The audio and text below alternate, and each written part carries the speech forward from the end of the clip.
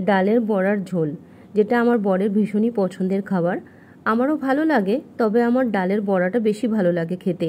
বেশ শুকনো ভাত দিয়ে বড়াটা মেখে নেব কাঁচা লঙ্কা ডলে, গরম গরম ভাতে দারুণ লাগে খেতে। আমার বর আবার বড়ার ঝোল খেতে বেশি পছন্দ করে, তাই আজকে একটু বড়ার ঝোল বানাবো।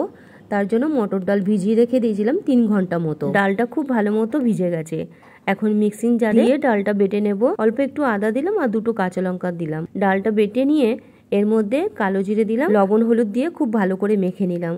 এখন কড়াইতে সর্ষের তেল গরম করে নিয়ে বড়াগুলো ভেজে নেব এক এক করে। খুব সাধারণ একটা রান্না, সবাই এই রান্নাটা করতে পারে আমি জানি, কিন্তু যারা জানে না তাদের জন্য ভিডিওটা শেয়ার করলাম। ছোটবেলা থেকে মাকে এইভাবে বড়ার ঝোল বানাতে দেখতাম। মা খুব একটা মশলা দেওয়া পছন্দ করতো না কোনো তরকারিতেই। আমি আজকে একটু মশলা দিয়ে এই বড়ার ঝোলের তরকারিটা বানাবো।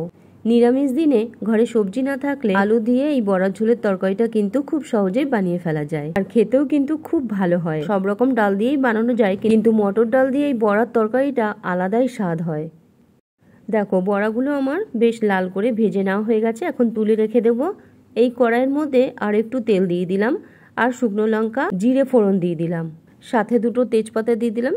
ফোড়নটা থেকে যখন গন্ধ বেরাবে, আলু ডুমো ডুমো করে কেটে রেখেছিলাম সেই আলুটা দিয়ে দিলাম। আলুটা দেওয়ার সাথে লবণ হলুদ দিয়ে দিলাম, আর বেশ লাল করে আলুটা ভেজে নিলাম। আলুটা লাল করে ভেজে নেওয়ার পর আদা কাঁচা লঙ্কা দিয়ে দিলাম। বেশ কিছুক্ষণ নাড়াচাড়া করে নিয়ে কষিয়ে নেব। এরপর একটা ছোট সাইজের টমেটো কেটে রেখেছিলাম, সেই টমেটোটা দিয়ে দিলাম। টমেটোটা দিয়ে মশলা আলুর সাথে ভালো করে কষিয়ে নেব। কিছু কিছু রান্না খুব সাধারণভাবে করলেও সেই রান্নাগুলি খেতে কিন্তু অপূর্ব স্বাদের হয়, তেমনই কিন্তু এই রান্নাটা। আবার কিছু কিছু নিরামিষ রান্না আছে, মাছ মাংসর স্বাদকেও কিন্তু হার মানিয়ে দেয় সেই রান্নাগুলো। টমেটোটা দিয়ে খুব ভালো করে কষিয়ে নেওয়ার পর ধনের গুঁড়ো আর কাশ্মীরি লঙ্কার গুঁড়ো বাটির মধ্যে জলের মধ্যে গুলিয়ে রেখেছিলাম, সাথে লবণ হলুদও দিয়ে দিয়েছিলাম, সেই মশলাটা দিয়ে দিলাম। মশলা দিয়ে আরও বেশ কিছুক্ষণ কষিয়ে নিলাম। এরপর ভেজে রাখা বড়াগুলো এই মশলা আলুর মধ্যে দিয়ে দিলাম। বেশ কিছুক্ষণ একটু নাড়াচাড়া করে নেব, তারপর জল দিয়ে দেব। জল দিয়ে 5 থেকে 6 মিনিট মতো রান্না করে নেব।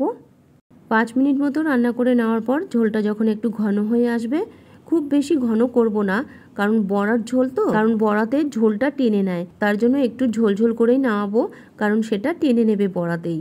নামানোর আগে ঘি গরম মশলা দিয়ে তারপরে নামিয়ে দেব। আর এই ক্লিপটা তুলতে আমি একদমই ভুলে গেছি, নামানোর আগে একটু ঘি গরম মশলা দিলে স্বাদটা দারুণ হয়। বড়ার ঝোল একদম রেডি, নামিয়ে দিয়েছি। নিরামিষ দিনে এরকম বড়ার ঝোলের তরকারি থাকলে এক তরকারিতেই কিন্তু ভাত খাওয়া হয়ে যাবে। কেমন লাগলো তোমাদের আমার আজকের রেসিপি অবশ্যই কমেন্ট করে জানিও। যদি ভালো লেগে থাকে ভিডিওটা লাইক করে শেয়ার করে দিও, আর আমার চ্যানেলটিকে সাবস্ক্রাইব করে পাশে থেকো সবাই।